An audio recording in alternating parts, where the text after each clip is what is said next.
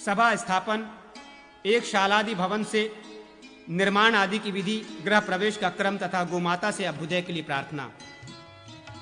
श्री भगवान बोले, अब मैं सभा, देव मंदिर आदि के स्थापना का विषय बतलाऊंगा तथा इन सबकी प्रवृत्ति के विषय में भी कुछ कहूंगा।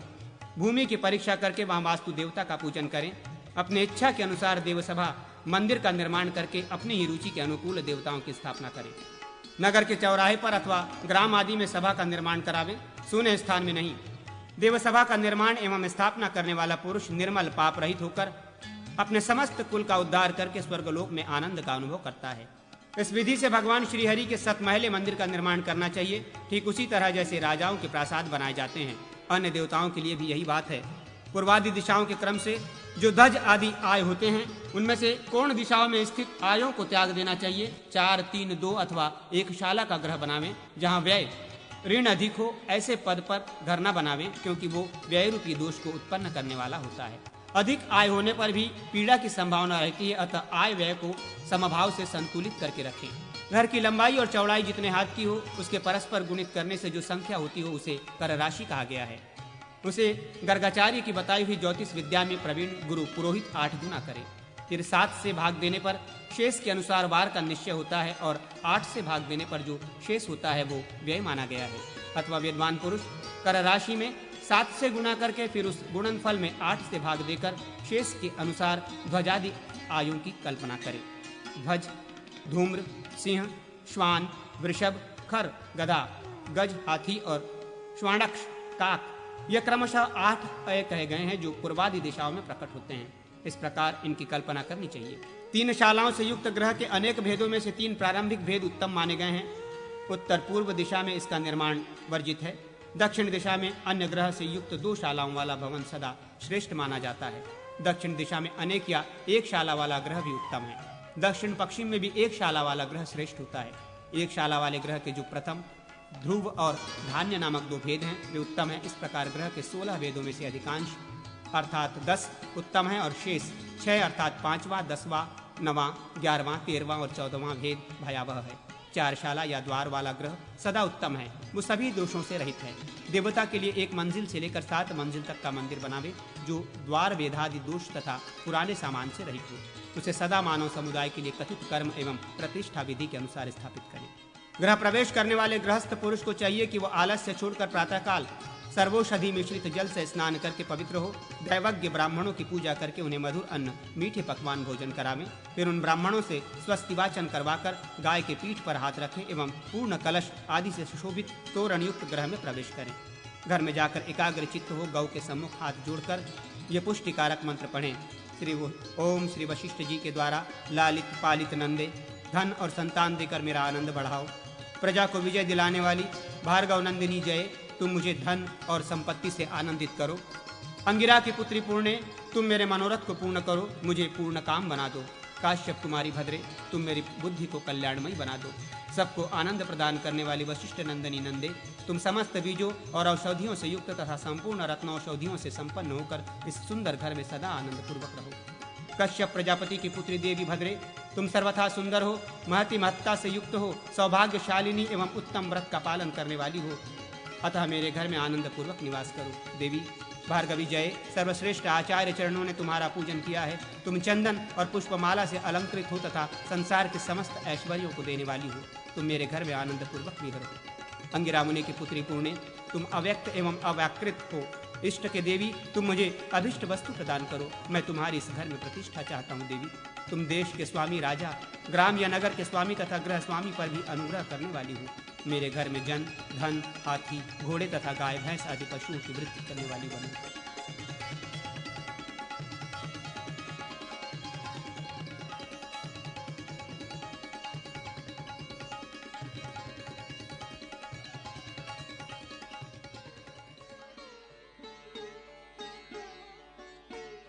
देवता सामान्य प्रतिष्ठा। श्री भगवान कहते हैं, अब मैं देव समुदाय की प्रतिष्ठा का वर्णन करूंगा। यह भगवान वासुदेव की प्रतिष्ठा की भांति ही होती है। आदित्य, वसु, रुद्र, साध्य, विश्वदेव, अश्विनी कुमार, ऋषि तथा अन्य देवगण, ये देव समुदाय हैं। इनके स्थापना के विषय में जो विशेषता है, वो बतलाता हूं। जिस देवता का नाम जो है उसका आदि अक्षर ग्रहण करके उसे मात्राओं द्वारा भेदन करें, अर्थात उसमें स्वर मात्रा लगावें। फिर दीर्घ स्वरों से युक्त उन बीजों द्वारा अंगन्यास करें। उस प्रथम अक्षर को बिंदु और प्रणव से संयुक्त करके बीज माने। समस्त देवताओं को मूल मंत्र के द्वारा ही पूजन एवं स्थापन करें। इसके सिवा मैं नियम, व्रत, कृच्छ, मठ, सेतु, ग्रह, मासोपवास और द्वादश व्रत आदि की स्थापना के विषय में भी कहूंगा। पहले शिला, पूर्ण कुंभ और कांस्य पात्र लाकर रखें।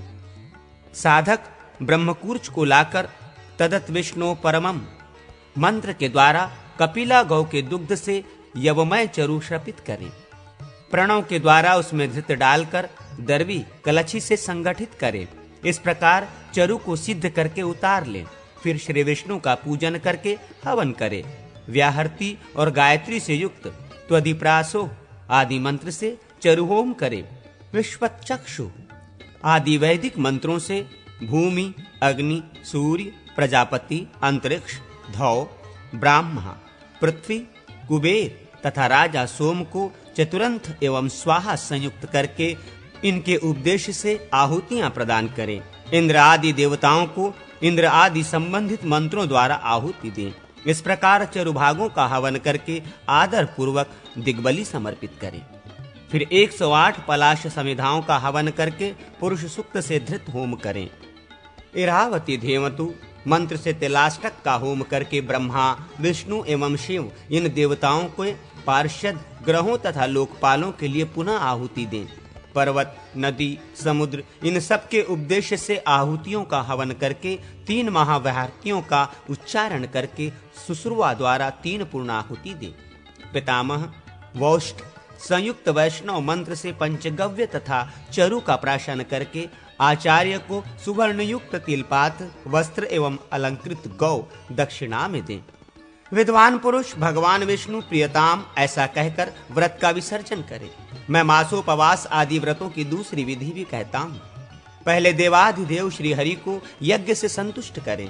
तिल, तंडुल, निवार, शामाक अथवा यव के द्वारा वैष्णव चरु सर्पित करें। उसको धृत से संयुक्त करके उतार कर मूर्ति मंत्रों से हवन करें। तदनंतर मासाधिपति विष्णु आदि देवताओं के उपदेश से पुनः होम करें। ओम श्री विश्वेणे स्वाहा, विष्णवे वभूषणाय स्वाहा, विष्णवे शिपिस्विष्टाय स्वाहा, नरसिंहाय स्वाहा, ओम पुरुषोत्तमाय स्वाहा आदि मंत्रों से धृत प्लवत अश्वत्थ वृक्ष की 12 समिधाओं का हवन करें। विष्णु रराटमसी मंत्र के द्वारा भी 12 आहुतियां दें। फिर इदम विष्णु इरावती मंत्र से चरु की 12 आहुतियां प्रदान करें। त्वदिप्रासो आदि मंत्र से धृताहुति समर्पित करें। फिर शेष होम करके 3 पूर्णाहुति दें।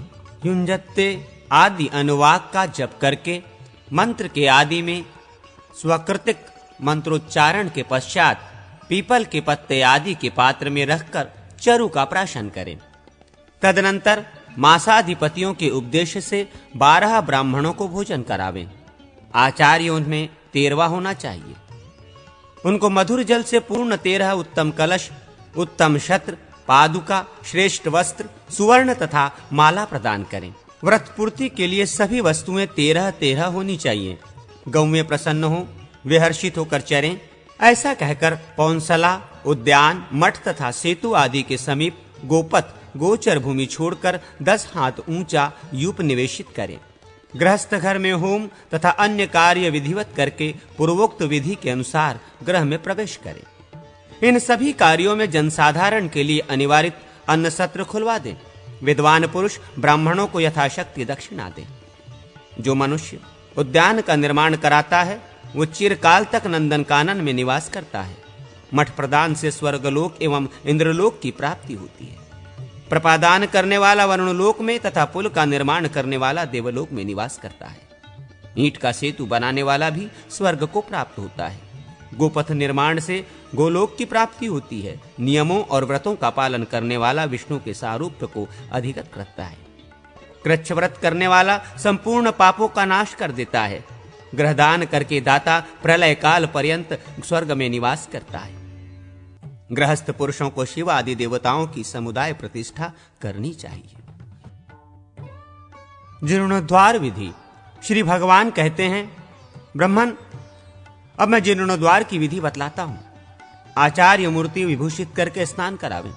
अत्यंत जीर्ण, अंगहीन, भग्न तथा शिला मात्र वशिष्ठ विशेष चिन्ह से रहित प्रतिमा का परित्याग करें।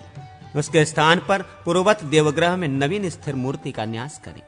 आचार्य वहां पर भूत शुद्धि प्रकरण में उक्त संहार विधि से संपूर्ण तत्वों का संहार करें। गुरु नृसिंह मंत्र की सहस्र आहुतियां देकर मूर्ति को उखाड़ दें। फिर दारुमय मूर्ति को अग्नि में जला दें। प्रस्तर निर्मित विसर्जित प्रतिमा को जल में फेंक दें। धातुमयी या रत्नमयी मूर्ति हो तो उसे समुद्र की अगाध जलराशि में विसर्जित कर दें। जीर्णांग प्रतिमा को यान पर आरूढ़ कर वस्त्र आदि से आच्छादित करके गाजे बाजे के साथ ले जाएं और जल में छोड़ दें। फिर आचार्य को दक्षिणा दें। उसी दिन पूर्व प्रतिमा के प्रमाण तथा द्रव्य के अनुसार उसी प्रमाण की मूर्ति स्थापित करें। इसी प्रकार कूप, वापी और तड़ाग आदि का जीर्णोद्वार करने से भी महान फल की प्राप्ति होती है। उत्सव विधि का कथन। श्री भगवान कहते हैं, अब मैं उत्सव की विधि का वर्णन करता हूं। देव स्थापन होने के पश्चात उसी वर्ष में एक रात, त्रिरात्र या अष्टरात्र उत्सव मनावे, क्योंकि उत्सव के बिना देव प्रतिष्ठा निष्फल होती है। अयन या विषुव संक्रांति के समय शयनोपन या देवग्रह में अथवा कर्ता के जिस प्रकार अनुकूल हो भगवान की नगर यात्रा करावे। उस समय मंगलांकुरों का रोपण, नृत्य गीत तथा गाजे बाजे का प्रबंध करें। अंकुरों के रोपण के लिए शराव, परई या हंडियां श्रेष्ठ मानी गई हैं। यव, शाली, तिल, मृदुंग, गोधुन, श्वेत, सशर्प, कुलत्थ, माश और निष्वाव को प्रक्षालित करके वपन करें। प्रदीपों के साथ रात्रि में नगर भ्रमण करते हुए इंद्रादि दिक्पालों, कुमुद आदि दिग्गजों तथा संपूर्ण भूत प्राणियों के उपदेश से पूर्वादि दिशाओं में बलि प्रदान करें। जो मनुष्य देवी बिंब का वहन करते हुए देवयात्रा अनुगमन करते हैं, उनको पद पद पर अश्वमेघ यज्ञ के फल की प्राप्ति होती है। इसमें तनिक भी संशय नहीं है।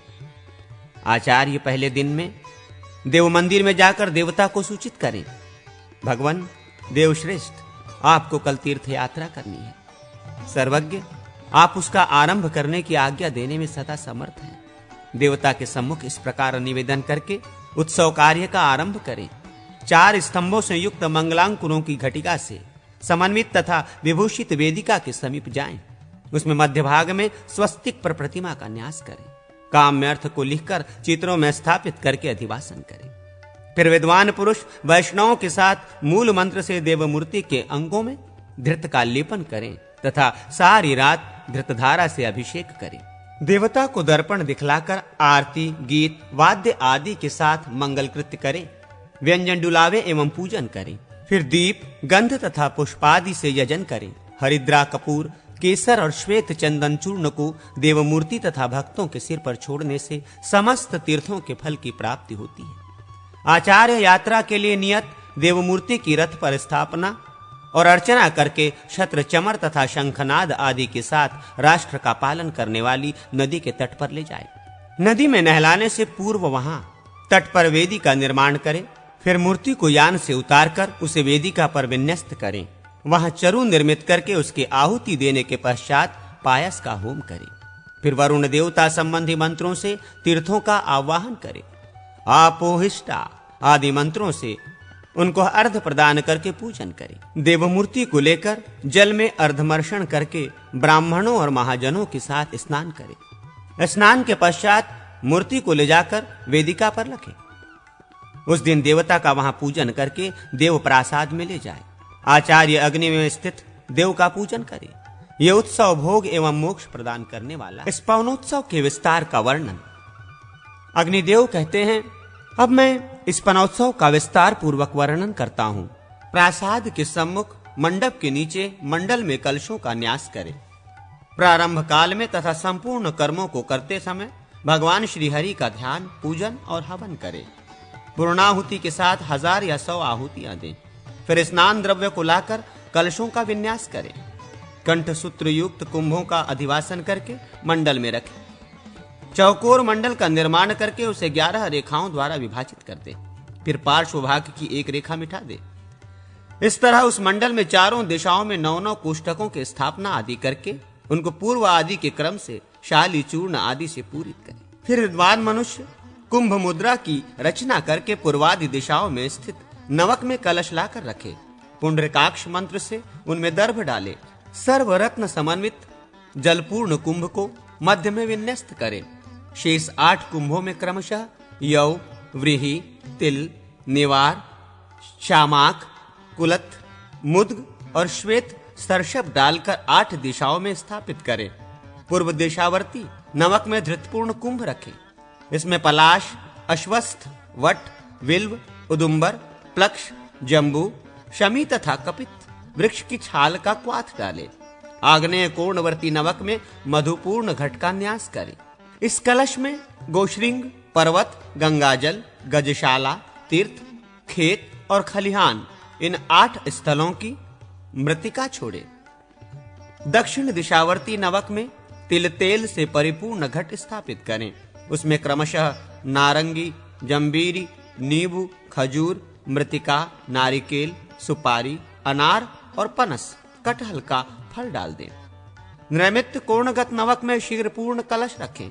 उसमें कुंकुम, नागपुष्प, चंपक, मालती, मल्लिका, पुन्नाग, करवीर एवं कमल कुसुमों को प्रक्षिप्त करें।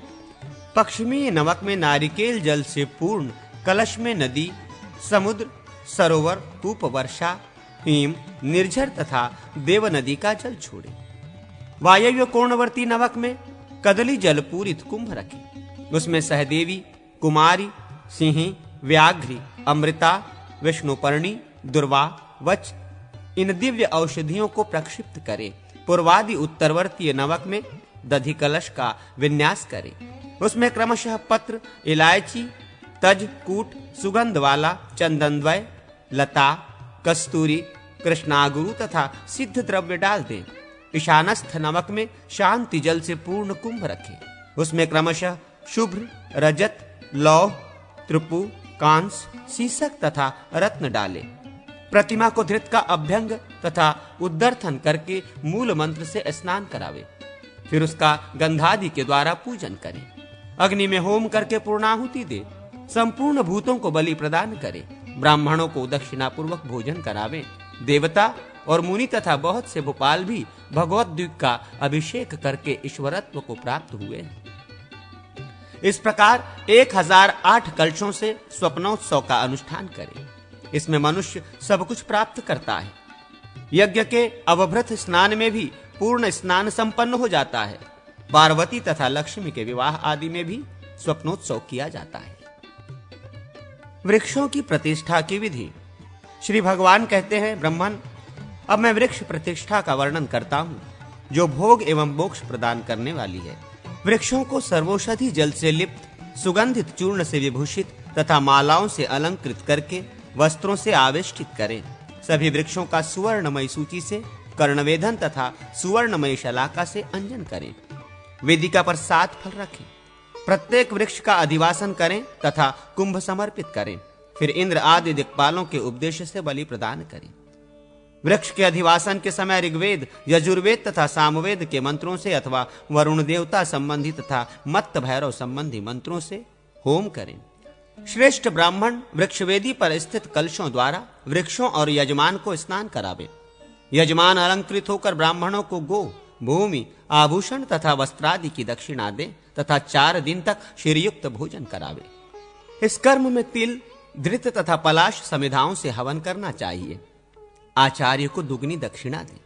मंडप आदि का पूर्ववत निर्माण करें। वृक्ष तथा उद्यान की प्रतिष्ठा से पापों का नाश होकर परम सिद्धि की प्राप्ति होती है। अब सूर्य, शिव, गणपति, शक्ति तथा श्रीहरि के परिवार की प्रतिष्ठा की विधि सुनिए, जो भगवान महेश्वर ने कार्तिकेय को बतलाई थी। गणपति पूजन की विधि। भगवान महेश्वर ने कहा, कार्तिकेय, अब मैं विघ्नों के विनाश के लिए गणपति पूजा की विधि बतलाता हूं, जो संपूर्ण अभिष्ट अर्थों को सिद्ध करने वाली है। गणंजनाय स्वाहा। हृदय एक दष्टांताय हूं फट। सिर। अचल कर्णिके नमो नमः शिखा। गजवक्त्राय नमो नमः कवच। महोदराय चंडाय नमः नेत्र एवं सुदंड हस्ताय हूं फट अस्त्र है। इन मंत्रों द्वारा अंगन्यास करें। गण, गुरु, गुरुपादुका, शक्ति, अनंत और धर्म इनका मुख्य कमल मंडल के उधर तथा निम्न दलों में पूजन करें एवं कमल कर्णिका में बीज की अर्चना करें। तिव्रा, ज्वालिनी, नंदा, भोगदा, कामरूपिणी, उग्रा, तेजोवती, सत्या एवं विघ्ननाशिनी इन 9 पीठ शक्तियों की भी पूजा करें। फिर चंदन के चूर्ण का आसन समर्पित करें। यम सोशकवायु, रम अग्नि, लम प्लव पृथ्वी तथा वम अमृत का बीज माना गया है।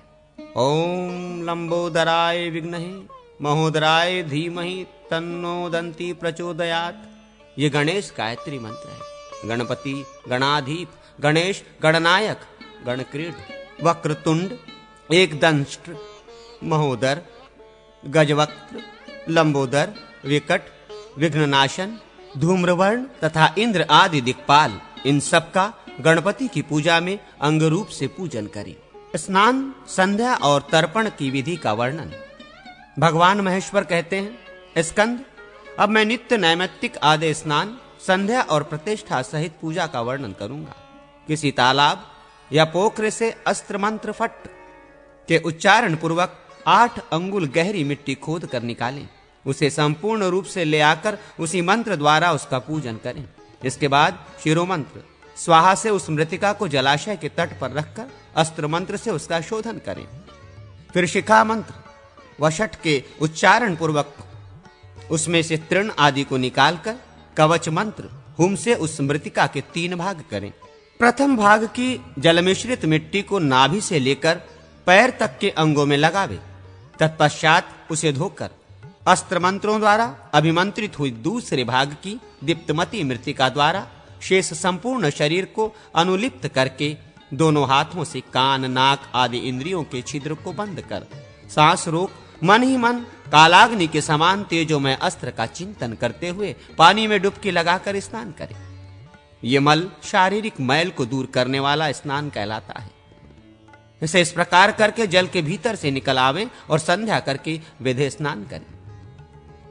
हृदय मंत्र नमः के उच्चारण पूर्वक अंगकुश मुद्रा द्वारा सरस्वती आदि तीर्थों में से किसी एक तीर्थ का भावना द्वारा आकर्षण करके फिर संहार मुद्रा द्वारा उसे अपने समीपवर्ती जलाशय में स्थापित करें। तदनंतर शेष तीसरे भाग की मिट्टी लेकर नाभि तक जल के भीतर प्रवेश करें और उत्तराभिमुख हो बाईं हथेली पर उसके 3 भाग करें। दक्षिण भाग की मिट्टी को अंगन्यास संबंधी मंत्रों द्वारा अर्थात ओम हृदयाय नमः, शिर से स्वाहा, शिखाय षष्ठ, कवचाय हुम, नेत्रत्रयाय षष्ठ तथा अस्त्राय फट इन 6 मंत्रों द्वारा एक बार अभिमंत्रित करें। पूर्व भाग की मिट्टी को अस्त्राय फट इस मंत्र का 7 बार जप करके अभिमंत्रित करें तथा उत्तर भाग की मिट्टी का ओम नमः शिवाय इस मंत्र का 10 बार जप करके अभिमंत्रण करें। इस तरह पूर्वोक्त मृतिका के 3 भागों का क्रमशः अभिमंत्रण करना चाहिए। तत्पश्चात पहले उन मृतिकाओं में से थोड़ा थोड़ा सा भाग लेकर संपूर्ण दिशाओं में छोड़ें। छोड़ते समय अस्त्राय फट का जप करता रहे। इसके बाद ओम नमो शिवाय इस मंत्र का तथा ओम सोमाय स्वाहा इस सोम मंत्र का जप करके जल में अपनी भुजाओं को घुमाकर उसे शिव तीर्थ स्वरूप बना दे तथा पूर्वोक्त अंगन्यास संबंधी मंत्रों का जप करते हुए उसे मस्तक से लेकर पैर तक के सारे अंगों में लगावे। तदनंतर अंगन्यास संबंधी 4 मंत्रों का पाठ करते हुए दाहिने से आरंभ करके बाएं तक के हृदय, सिर, शिखा तथा दोनों भुजाओं का स्पर्श करें तथा नाक, कान आदि सारे छिद्रों को बंद करके सम्मुखीकरण मुद्रा द्वारा भगवान शिव, विष्णु तथा गंगा जी का स्मरण करते हुए जल में गोता लगाएं। ओम हृदयाय नमः, शिर से स्वाहा, शिखाय फषष्ठ, कवचाय हूं, नेत्रताय वौषट तथा अस्त्राय फट इन षडंग संबंधी मंत्रों का उच्चारण करके जल में स्थित हो बाएं और दाएं हाथ दोनों को मिलाकर कुंभ मुद्रा द्वारा अभिषेक करें। फिर रक्षा के लिए पूर्वादि दिशाओं में जल छोड़ें। सुगंध और आंवला आदि राजोचित उपचारों से स्नान करें। स्नान के पश्चात जल से बाहर निकलकर संहारिणी मुद्रा द्वारा उस तीर्थ का उपसंहार करें। इसके बाद विधि विधान से शुद्ध संहिता मंत्र से अभिमंत्रित तथा निवृत्ति आदि के द्वारा शोषित भस्म से स्नान करें। ओम अस्त्राय ओम फट इस मंत्र का उच्चारण करके सिर से पैर तक भस्म द्वारा मल स्नान करके फिर विधि पूर्वक शुद्ध स्नान करें। ईशान, तत्पुरुष, अघोर, गुहक तथा वामदेव तथा सद्योजात संबंधी मंत्रों द्वारा क्रमशः मस्तक, मुख, हृदय, गुहांग तथा शरीर के अन्य अवयवों में उद्धर्तन अनुलेप लगाना चाहिए। तीनों संध्याओं के समय, निशिथ काल में, वर्षा के समय और पीछे सोकर, खाकर, पानी पीकर तथा अन्य आवश्यक कार्य करके आग्नेय स्नान करना चाहिए। स्त्री, नपुंसक, शूद्र, बिल्ली, शव और चूहे का स्पर्श हो जाने पर भी आग्नेय स्नान का विधान है।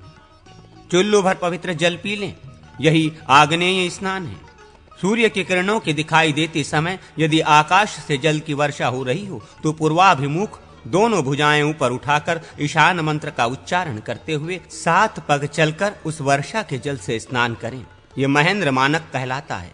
गौओं के समूह के मध्य भाग में स्थित हो, उनके खुरों से खुदकर ऊपर को उठी हुई धूल से इष्टदेव संबंधी मूल मंत्र का जप करते हुए अथवा कवच मंत्र होम का जप करते हुए जो स्नान किया जाता है उसे पावन स्नान कहते हैं। सद्योजात आदि मंत्रों के उच्चारण पूर्वक जो जल से अभिषेक किया जाता है उसे मंत्र स्नान कहते हैं। इसी प्रकार वरुण देवता और अग्नि देवता संबंधी मंत्रों से भी यह स्नान कर्म संपूर्ण किया जाता है। मन ही मन मूल मंत्र का उच्चारण करके प्राणायाम पूर्वक मानसिक स्नान करना चाहिए। इसका सर्वत्र विधान है। विष्णु देवता आदि संबंध रखने वाले कार्यों में उन देवताओं के मंत्रों से ही स्नान करावें। कार्तिकेय, अब मैं विभिन्न मंत्रों द्वारा संध्या विधि का सम्यक वर्णन करूंगा। भली भांति देखभाल कर ब्रह्मार्ती तीर्थ से 3 बार जल का मंत्र पाठ पूर्वक आचमन करें। आचमन काल में आत्म तत्व, विद्या तत्व और शिव तत्व इन शब्दों के अंत में नमः सहित स्वाहा शब्द जोड़कर मंत्र पाठ करना चाहिए। यथा ओम आत्मत्वाय नमः स्वाहा, ओम विद्या तत्वत्वाय नमः स्वाहा, ओम शिव तत्वत्वाय नमः स्वाहा। इन मंत्रों से आचमन करने के पश्चात मुख, नासिका, नेत्र और कानों का स्पर्श करें। फिर प्राणायाम द्वारा सकलीकरण की क्रिया संपन्न करके स्थिरता पूर्वक बैठ जाएं। इसके बाद मंत्र साधक पुरुष मन ही मन 3 बार शिव संहिता की आवृत्ति करें और आचमन एवं अंग न्यास करके प्रातःकाल ब्राह्मी संध्या का इस प्रकार ध्यान करें। संध्या देवी प्रातःकाल ब्रह्म शक्ति के रूप में उपस्थित हैं। हंस पर आरूढ़ हो कमल के आसन पर विराजमान है। उनकी अंग कांति लाल है। वे 4 मुख और 4 भुजाएं धारण करती हैं। उनके दाहिने हाथों में कमल और स्फटिकाक्ष की माला तथा बाएं हाथों में दंड तथा कमंडलु शोभा पाते हैं। मध्याह्न काल में वैष्णवी शक्ति के रूप में संध्या का ध्यान करें। वे गरुड़ की पीठ पर बिछे हुए कमल के आसन पर विराजमान हैं। उनकी अंग कांति श्वेत है। वे अपने बाएं हाथों में शंख और चक्र धारण करती हैं तथा दाएं हाथों में गदा एवं अभय की मुद्रा से सुशोभित हैं। सायंकाल में संध्या देवी का रुद्र शक्ति के रूप में ध्यान करें। वे वृषभ की पीठ पर बिछे हुए कमल के आसन पर बैठी हैं। उनके 3 नेत्र हैं। वे मस्तक पर अर्धचंद्र के मुकुट से विभूषित हैं। दाहिने हाथों में त्रिशूल और रुद्राक्ष धारण करती हैं और बाएं हाथों में अभय एवं शक्ति से सुशोभित हैं। वे संध्याएं कर्मों की साक्षिणी हैं। अपने आप को उनकी प्रभा से अनुगत समझो।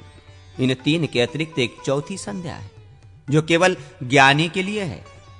उसका आधी रात के आरंभ में बोधात्मक साक्षात्कार होता है। ये 3 संध्याएं क्रमशः हृदय, बिंदु और ब्रह्मरंध्र में स्थित हैं। चौथी संध्या का कोई रूप नहीं है। वो परम शिव में विराजमान है क्योंकि वो शिव सबसे परे है, इसीलिए इसे परमा संध्या कहते हैं। तर्जनी अंगुली के मूल भाग में पितरों का, कनिष्ठा के मूल भाग में प्रजापति का, अंगुष्ठ के मूल भाग में ब्रह्मा का और हाथ के अग्र भाग में देवताओं का तीर्थ है। दाहिने हाथ की हथेली में अग्नि का, बाईं हथेली में सोम का तथा अंगुलियों के सभी पूर्वों एवं संधियों में ऋषियों का तीर्थ है। संध्या के ध्यान के पश्चात शिव संबंधी मंत्रों द्वारा तीर्थ जलाशय को शिव स्वरूप बनाकर आपोहिष्टा इत्यादि संहिता मंत्रों द्वारा उसके जल से मार्जन करें। बाएं हाथ पर तीर्थ के जल को गिराकर उसे रोके रहें और दाहिने हाथ से मंत्र पाठ पूर्वक क्रमशः सिर का सेचन करना मार्जन कहलाता है। इसके बाद अधमर्षण करें। दाहिने हाथ के दोने में रखे हुए बोधरूप शिवमय जल को नासिका के समीप ले जाकर बाईं इडा नाड़ी द्वारा सांस को खींचकर रोके और भीतर से काले रंग के पाप पुरुष को दाहिनी पिंगला नाड़ी द्वारा बाहर निकालकर उस जल में स्थापित करें। फिर उस पाप युक्त जल को हथेली द्वारा वज्रमयी शिला की भावना करके उस पर दे मारें। इससे अधमर्षण कर्म संपन्न होता है। तदनंतर कुश पुष्प अक्षत और जल से युक्त अर्धांजलि देकर उसे ओम नमः शिवाय स्वाहा इस मंत्र से भगवान शिव को समर्पित करें और यथाशक्ति गायत्री मंत्र का जप करें। अब मैं तर्पण की विधि का वर्णन कहूंगा। देवताओं के लिए देवतीर्थ से उनके नाम मंत्र के उच्चारण पूर्वक तर्पण करें। ओम हुम शिवाय स्वाहा ऐसा कहकर शिव को तर्पण करें। इसी प्रकार अन्य देवताओं को भी उनके स्वाहा युक्त नाम लेकर जल से तृप्त करना चाहिए। ओम हाम हृदयाय नमः, ओम हिं शीर्षे स्वाहा, ओम हुम शिखाय वषट, ओम है कवचाय हुम, ओम हौ नेत्रत्राय वषट, ओम हम अस्त्रत्राय फट। इन वाक्यों को क्रमशः पढ़कर हृदय, सिर, शिखा, कवच, नेत्र एवं अस्त्र विषयक न्यास करना चाहिए। 8 देवगणों को उनके नाम के अंत में नमः पद जोड़कर तर्पार्ण जल अर्पित करना चाहिए। यथा ओम आदित्येभ्यो नमः, ओम हाम वसुभ्यो नमः, ओम हा रुद्रेभ्यो नमः, ओम हाम विश्वभ्यो नमः, ओम हाम मरुद्भ्यो नमः, ओम हाम भृगुभ्यो नमः, ओम हाम अंगिरोभ्यो नमः। तत्पश्चात जनेऊ को कंठ में माला की भांति धारण करके ऋषियों का तर्पण करें। ओम हाम अत्रय नमः, ओम हाम वशिष्ठाय नमः, ओम हाम पुलस्तये नमः, ओम हाम क्रतवे नमः, ओम हाम भरद्वाजाय नमः, ओम हाम विश्वमित्राय नमः, ओम हाम प्रचेते से नमः, ओम हाम मरीचये नमः। इन मंत्रों को पढ़ते हुए अत्रि आदि ऋषियों को ऋषि तीर्थ से 1-1 अंजलि जल दें। तत्पश्चात सनकादि मुनियों को 2-2 अंजलि जल देते हुए निम्नांकित मंत्र वाक्य पढ़ें। ओम हाय सनकाय वषट, ओम हाय सनंदनाय वषट, ओम हाय सनातनाय वषट, ओम हाय सनत कुमाराय वषट, ओम हाय कपिलाय वषट, ओम हाय पंचशिखाय वषट, ओम हाय ऋतभवे वषट। इन मंत्रों द्वारा जुड़े हाथों की कनिष्ठकाओं के मूल भाग से जलांजलि देनी चाहिए। ओम हां सर्वभ्यो भुवत्यभ्यो वषट। इस मंत्र से वषट स्वरूप भूतगणों का तर्पण करें। तत्पश्चात यज्ञोपवीत को दाहिने कंधे पर करके दूहरे मुड़े हुए कुश के मूल और अग्रभाग से तिल सहित जल की 3-3 अंजलियां दिव्य पितरों के लिए अर्पित करें। ओम हाय कव्य वाहनाय स्वधा, ओम हाय अनलाय स्वधा, ओम हाय सोमाय स्वधा, ओम हाय यमाय स्वधा, ओम हाय अर्यम्णे स्वधा, ओम हाय अग्निश्वातभ्ये स्वधा, ओम हाय वर्षदभ्य स्वधा, ओम हाय आजभ्ये स्वधा, ओम हाय सोमप्ये स्वधा इत्यादि मंत्रों का उच्चारण कर विशिष्ट देवताओं की भांति दिव्य पितरों को जलांजलि से तृप्त करना चाहिए। ओम हाय ईशानाय पित्रे स्वधा कहकर पिता को, ओम हां पितामहाय स्वधा कहकर पितामह को तथा ओम हाय शांत प्रपितामहाय स्वधा कहकर प्रपितामह को भी तृप्त करें। इसी प्रकार समस्त प्रेत पितरों का तर्पण करें। इन वाक्यों को पढ़ते हुए क्रमशः पितरों, पितामहों, वृद्ध प्रपितामहों, माताओं मातामहों, प्रमातामहों, वृद्ध प्रमातामहों, सभी पितरों, सभी ज्ञानी जनों, सभी आचार्यों, सभी दिशाओं, दिक्पतियों, सिद्धों, मातृकाओं, ग्रहों और राक्षसों को जलाने का वर्णन महादेव जी कहते हैं। स्कंद, अब मैं करन्यास और अंगन्यास पूर्वक सूर्य देवता के पूजन की विधि बताऊंगा। मैं तेजोमय सूर्य हूं ऐसा चिंतन करके अर्ध पूजन करें। लाल रंग के चंदन या रोली से मिश्रित जल को ललाट के निकट तक ले जाकर उसके द्वारा अर्धपात्र को पूर्ण करें। उसका गंधादि से पूजन करके सूर्य के अंग द्वारा रक्षाव गुंठन करें। तत्पश्चात जल से पूजा सामग्री का प्रोक्षण करके पूर्वाभिमुख हो सूर्य देव की पूजा करें। ओम आम हृदयाय नमः। इस प्रकार आदि में स्वर बीज लगाकर सिर आदि अन्य सब अंगों में भी न्यास करें। पूजा गृह के द्वार देश में दक्षिण की ओर दंडी का और वाम भाग में पिंगल का पूजन करें। ईशान कोण में गण गणपते नमः इस मंत्र से गणेश की और अग्नि कोण में गुरु की पूजा करें। पीठ के मध्य भाग में कमलाकर आसन का चिंतन एवं पूजन करें। पीठ के अग्नि आदि चारों कोणों में क्रमशः विमल, सार, आराध्य तथा परम सुख की और मध्य भाग में प्रभुत आसन की पूजा करें। उपरोक्त प्रभुत आदि चारों के वर्ण क्रमशः श्वेत, लाल, पीले और नीले हैं तथा उनकी आकृति सिंह के समान है। इन सब की पूजा करनी चाहिए। पीठस्थ कमल के भीतर राम दीप्ताय नमः इस मंत्र द्वारा दीप्ता की, रीम सूक्ष्माय नमः इस मंत्र से सूक्ष्मा की, रुम जयाय नमः इससे जया की, रेम भद्राय नमः इससे भद्रा की, रेंग विभूते नमः इससे विभूति की, रोम विमलाय नमः इससे विमला की, रोम अमुधाय नमः इससे अमोधा की तथा रम विद्युताय नमः इससे विद्युता की। पूर्व आदि आठों दिशाओं में पूजा करें और मध्य भाग में रम सर्वतोमुखे नमः इस मंत्र से नवी पीठ शक्ति सर्वतोमुखी की आराधना करें। तत्पश्चात ओम ब्रह्म विष्णु शिवात्मकाय सौराय योग पीठात्म नमः इस मंत्र के द्वारा सूर्य देव के आसन पीठ का पूजन करें। तदनंतर खखोलकाय नमः इस षडक्षर मंत्र के आरंभ में ओम हम खम जोड़कर 9 अक्षरों से युक्त ओम हम खम खखोलखाय नमः इस मंत्र द्वारा सूर्य देव के विग्रह का आवाहन करें। इस प्रकार आवाहन करके भगवान सूर्य की पूजा करनी चाहिए।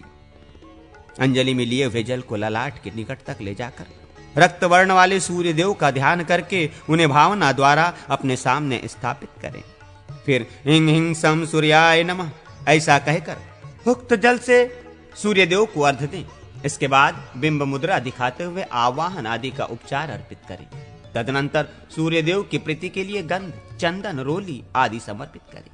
तत्पश्चात पद्म मुद्रा और बिंब मुद्रा दिखाकर अग्नि आदि कोणों में हृदय आदि अंगों की पूजा करें। अग्नि कोण में ओम आम हृदयाय नमः इस मंत्र से हृदय की, नैमित्य कोण में ओम भू अर्काय शीर स्वाहा इससे सिर की, वायव्य कोण में ओम भुव सुरशाय शिखाय वषट इससे शिखा की, ईशान कोण में ओम स्वः कवचाय हम इससे कवच की, इष्ट देव और उपासक के बीच में ओम हाम नेत्रताय वषट इससे नेत्र की तथा देवता के पश्चिम भाग में वस्त्राय फट इस मंत्र से अस्त्र की पूजा करें। इसके बाद पूर्वादि दिशाओं में मुद्राओं का प्रदर्शन करें। हृदय, सिर, शिखा और कवच इनके लिए पूर्वादि दिशाओं में धेनु मुद्रा का प्रदर्शन करें। नेत्रों के लिए गोश्रिंग की मुद्रा बनाएं।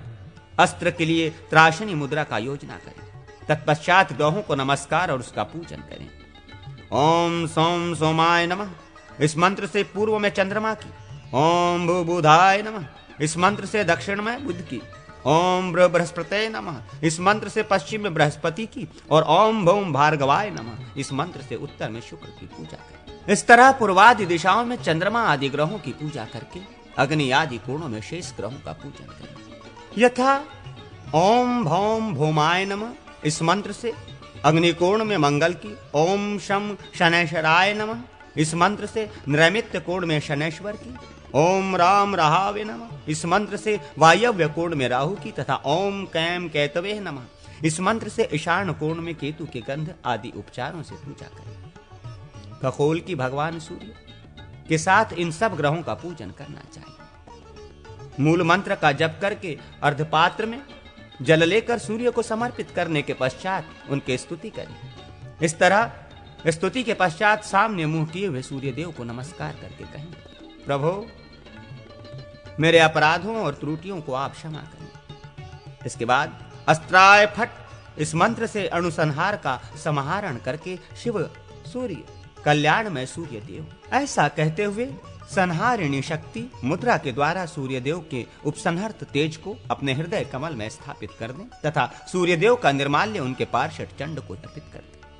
इस प्रकार जगदीश्वर सूर्य का पूजन करके उनके जप, ध्यान और होम करने से साधक का सारा मनोरथ सिद्ध। महादेव जी कहते हैं, स्कंद अब मैं शिव पूजा की विधि बताऊंगा। आचमन एवं स्नान आदि करके प्रणव का जप करते हुए सूर्यदेव को अर्घ्य दें। फिर पूजा मंडप के द्वार को फट इस मंत्र द्वारा जल से सींच कर आदि में बीज सहित नंदी आदि द्वारपालों का पूजन करें। द्वार पर उदुम्बर वृक्ष की स्थापना या भावना करके उसके ऊपरी भाग में गणपति, सरस्वती और लक्ष्मी जी की पूजा करें। उस वृक्ष की दाहिनी शाखा पर या द्वार के दक्षिणी भाग में नंदी और गंगा का पूजन करें तथा वाम शाखा पर या द्वार के वाम भाग में महाकाल एवं यमुना जी की पूजा करनी चाहिए। तत्पश्चात अपनी दिव्य दृष्टि डालकर दिव्य विघ्नों का उत्सारण निवारण करें। उनके ऊपर या उनके उपदेश से फूल फेंके और ये भावना करें कि आकाशाचारी सारे विघ्न दूर हो जाएं। साथ ही दाहिने पैर की एड़ी से 3 बार भूमि पर आघात करें और इस क्रिया द्वारा भूतलवर्ती समस्त विघ्नों के निवारण की भावना करें। तत्पश्चात यज्ञ मंडप की देहली को लांघे वाम शाखा का आश्रय लेकर भीतर प्रवेश करें। दाहिने पैर से मंडप के भीतर प्रविष्ट हो उदुम्बर वृक्ष में अस्त्र का न्यास करें तथा मंडप के मध्य भाग में पीठ की आधार भूमि में ओम हम वास्तविधेयपति नमः ब्राह्मणे नमः इस मंत्र से वास्तु देवता की पूजा करें। निरीक्षण आदि शस्त्रों द्वारा शुद्ध किए हुए गड्ढुओं को हाथ में लेकर भावना द्वारा भगवान शिव से आज्ञा प्राप्त करके साधक मौन हो गंगा आदि नदी के तट पर जाए। वहां अपने शरीर को पवित्र करके गायत्री मंत्र का जप करते हुए वस्त्र से छाने हुए जल के द्वारा जलाशय में उन गड्ढुओं को भरे अथवा हृदय बीज नमः का उच्चारण करके जल भरे। तत्पश्चात पूजा के लिए गंध, अक्षत, पुष्प आदि सब द्रव्यों को अपने पास एकत्र करके भूत शुद्धि आदि कर्म करें। फिर उत्तराभिमुख हो आराध्य देव के दाहिने भाग में शरीर के विभिन्न अंगों में मात्र का न्यास करके संहार मुद्रा द्वारा अर्ध के लिए जल लेकर मंत्रोच्चारण पूर्वक मस्तक से लगावें और उसे देवता पर अर्पित करने के लिए अपने पास रख लें। इसके बाद भोग्य कर्मों के उपभोग के लिए पाणी कच्छिपका कूर्म मुद्रा का प्रदर्शन करके 12 दलों से युक्त हृदय कमल में अपने आत्मा का चिंतन करें। तदनंतर शरीर में शून्य का चिंतन करते हुए 5 भूतों का क्रमशः शोधन करें। पैरों के दोनों अंगूठों को पहले बाहर और भीतर के छिद्रमय शून्य रूप देखें। फिर कुंडलिनी शक्ति को मूलाधार से उठाकर हृदय कमल से संयुक्त करके इस प्रकार चिंतन करें। हृदयेंद्र में स्थित अग्नितुल्य तेजस्वी बीज में कुंडलिनी शक्ति विराज रही है।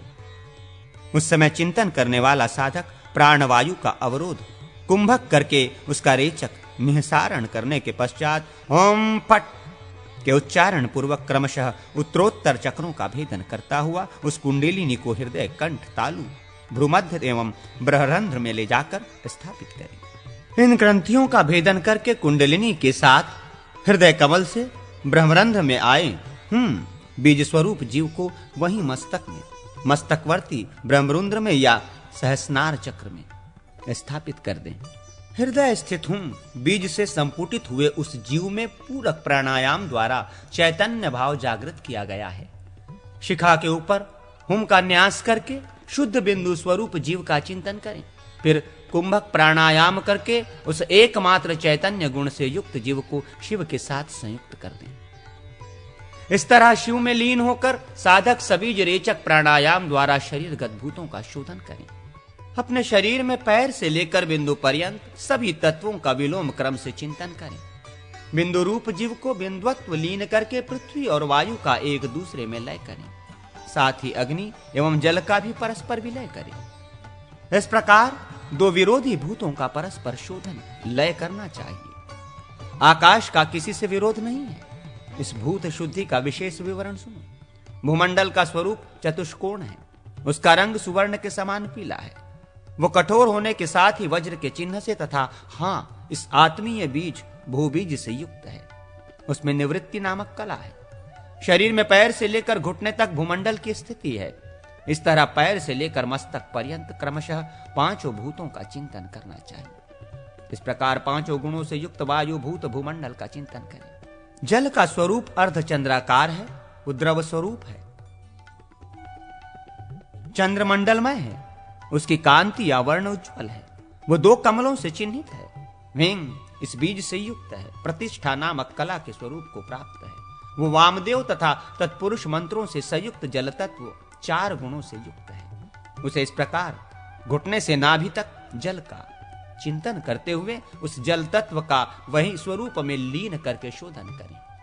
अग्निमंडल त्रिकोणाकार है, उसका वर्ण लाल है, नाभि से हृदय तक उसकी स्थिति है, वो स्वस्ति से चिन्ह से युक्त है, उसमें होम बीज अंकित है, वो विद्या कला स्वरूप है, उसका अघोर मंत्र है तथा वो 3 गुणों से युक्त एवं जलभूत है। इस प्रकार चिंतन करते हुए अग्नि तत्व का शोधन करें।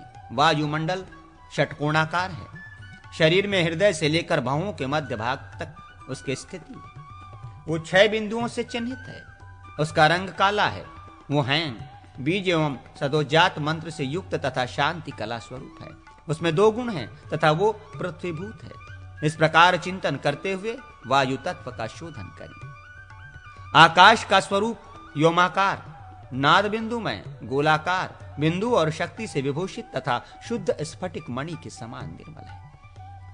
शरीर में भ्रूमध्य से लेकर ब्रह्मरंध्र तक उसकी स्थिति है, वो हाम फट इस बीज से युक्त है, शांतचित कलामय है एवं गुण से युक्त तथा परम विशुद्ध है।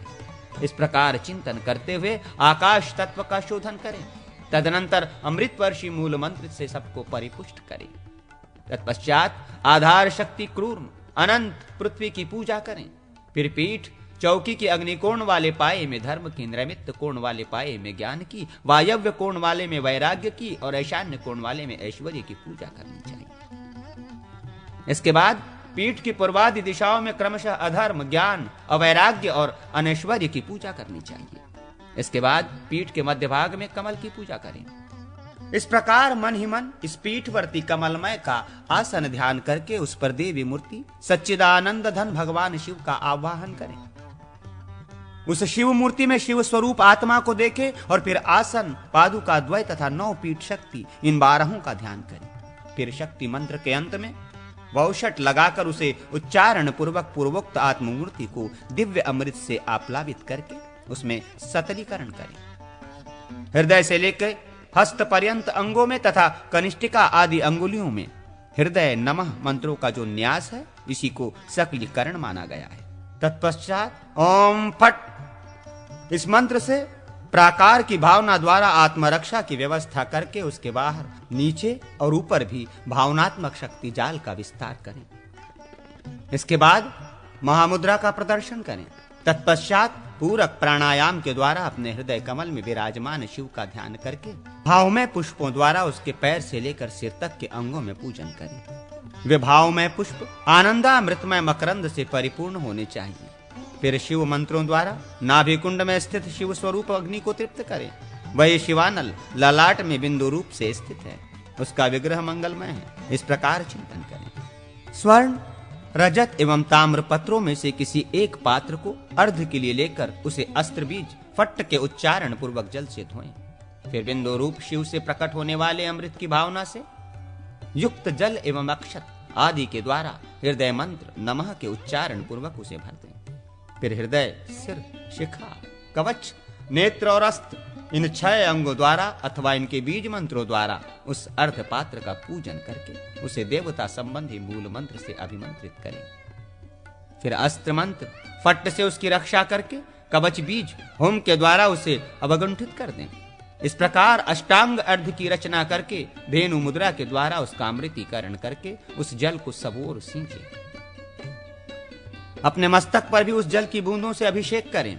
वहां रखी हुई पूजा सामग्री का भी अस्त्र बीज के उच्चारण पूर्वक उक्त जल से प्रोक्षण करें। तदनंतर हृदय बीज से अभिमंत्रित करके होम बीज से पिंडों अथवा मत्स्य मुद्रा द्वारा उसे आवेष्टित या आच्छादित करें। इसके बाद अमृता धेनु मुद्रा के लिए धेनु मुद्रा का प्रदर्शन करके अपने आसन पर पुष्प अर्पित करें अथवा देवता के निज आसन पर पुष्प चढ़ावें। तत्पश्चात पूजक अपने मस्तक में तिलक लगाकर मूल मंत्र के द्वारा आराध्य देव को पुष्प अर्पित करें। स्नान, देव पूजन, होम, भोजन, यज्ञानुष्ठान, योग, साधन तथा आवश्यक जप के समय धीर बुद्धि साधक को सदा मौन रहना चाहिए। प्रणव का नाद पर्यंत उच्चारण करके मंत्र का शोधन करें। फिर उत्तम संस्कार युक्त देव पूजा आरंभ करें।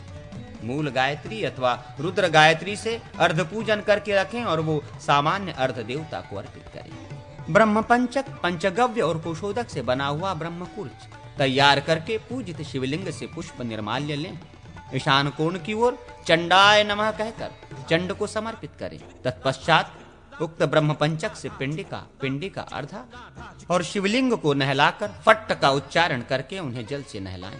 फिर नमो नमः के उच्चारण पूर्वक अर्धपात्र के जल से उस लिंग का अभिषेक करें। ये लिंग शोधन का प्रकार बताया गया है। आत्मा, शरीर और मन, द्रव्य, पूजन सामग्री, मंत्र तथा लिंग की शुद्धि हो जाने पर सब देवताओं का पूजन करें। वायव्य कोण में ओम महा गणपते नमः कहकर गणेश जी की पूजा करें और ईशान कोण में ओम हा गुरुभ्यो नमः कहकर गुरु, परम गुरु, परात्पर गुरु तथा परमेष्टि गुरु, गुरु पंक्ति की पूजा करें। तत्पश्चात कूर्म रूपी शिला पर स्थित अंकुर सदृश आधार शक्ति तथा ब्रह्मशिला पर आरूढ़ शिव के आसन भूत अनंत देव का ओम अहा अनंतासनाय नमः मंत्र द्वारा पूजन करें। शिव के सिंहासन के रूप में जो मंच या चौकी है, उसके 4 पाए हैं जो विचित्र सिंह की सी आकृति से सुशोभित होते हैं। वे सिंह मंडलाकार में स्थित रहकर अपने आगे वाले के पृष्ठभाग को ही देखते हैं तथा सत्ययुग, त्रेता, द्वापर और कलयुग इन 4 युगों के प्रतीक हैं। तत्पश्चात भगवान शिव की आसन पादुका की पूजा करें। तदनंतर धर्म, ज्ञान, वैराग्य और ऐश्वर्य की पूजा करें। वे अग्नि आदि 4 कोणों में स्थित हैं। उनके वर्ण क्रमशः कपूर, कुमकुम, सुवर्ण और काजल के समान है। उनका 4 पायों पर क्रमशः पूजन करें। आसन पर विराजमान अष्टदल कमल के नीचे ऊपर के दलों की, संपूर्ण कमल की तथा ओम हाय कर्णिकाय नमः के द्वारा कर्णिका के मध्य भाग की पूजा करें। उस कमल के पूर्व आदि 8 दलों में तथा मध्य भाग में 9 पीठ शक्तियों की पूजा करनी चाहिए। वे शक्तियां चमर लेकर खड़ी हैं। उनके हाथ वरद एवं अभय की मुद्राओं में सुशोभित हैं। उनके नाम इस प्रकार हैं: वामा, ज्येष्ठा, रौद्री, काली, कलविकारिणी, बलविकारिणी, बल प्रमाथिनी, सर्वभूत दमनी तथा मनोन्मनी। इन सब का क्रमशः पूजन करना चाहिए।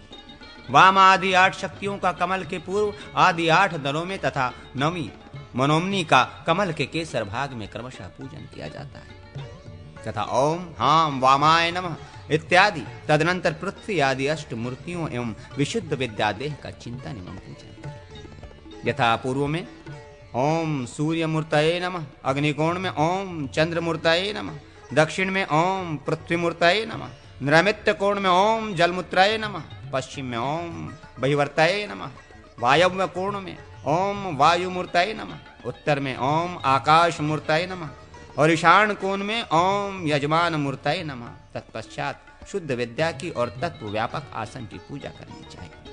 उस सिंहासन पर कर्पूर गौर सर्वव्यापी एवं 5 मुखों से सुशोभित भगवान महादेव को प्रतिष्ठित करें। उनके 10 भुजाएं हैं।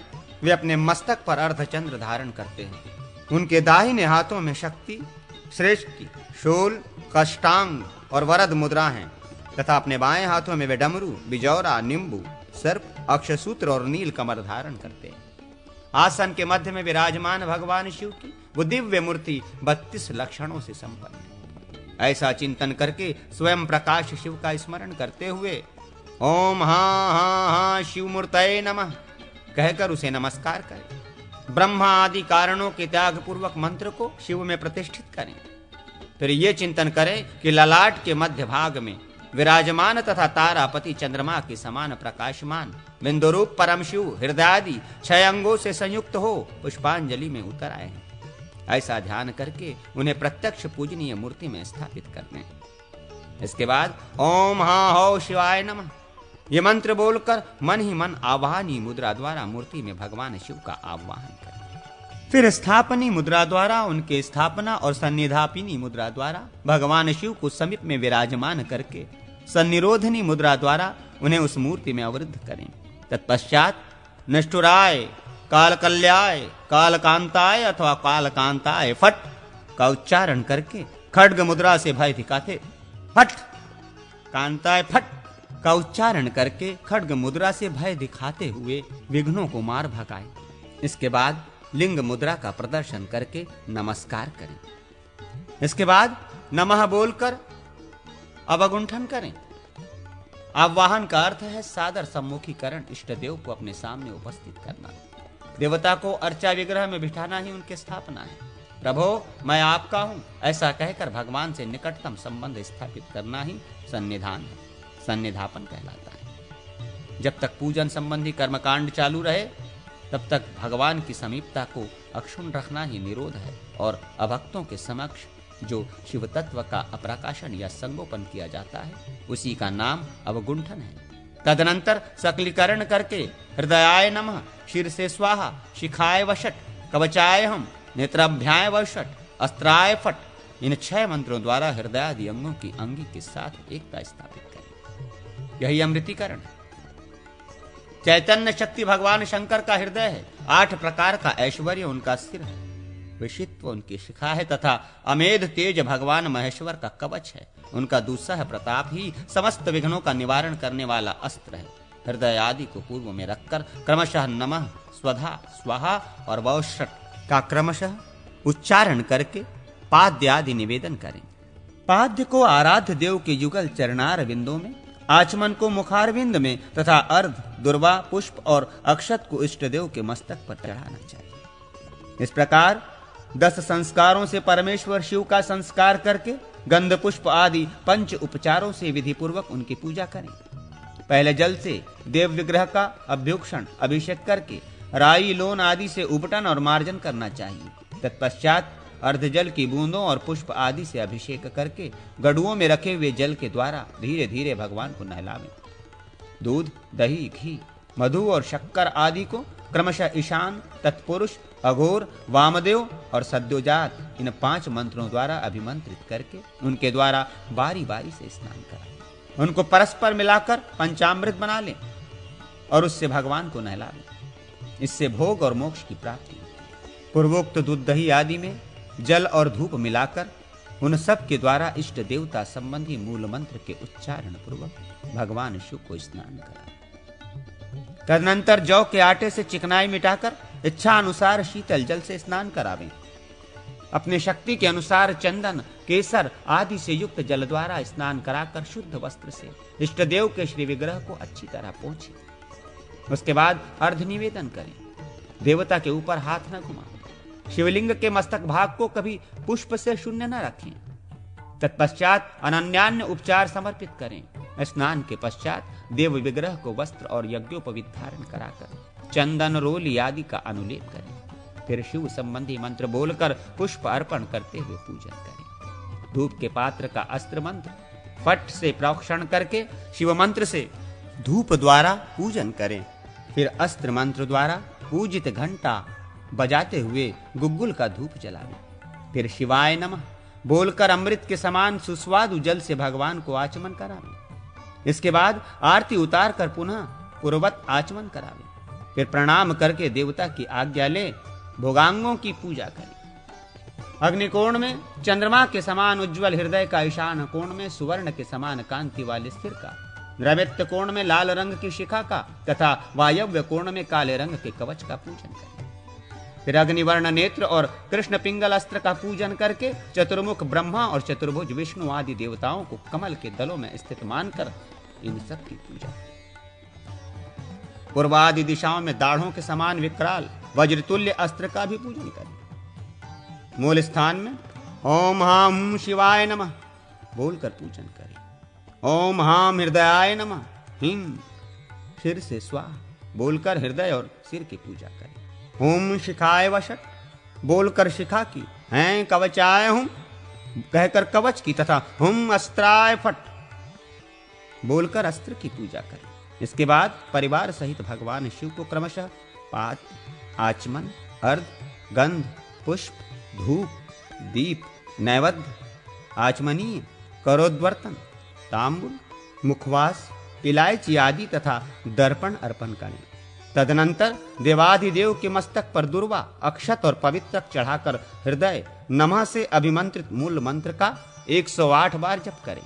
तत्पश्चात कवच से आवेष्टित एवं अस्त्र के द्वारा सुरक्षित अक्षत, कुश तथा पुष्प उद्भव नामक मुद्रा से भगवान शिव से इस प्रकार प्रार्थना करें।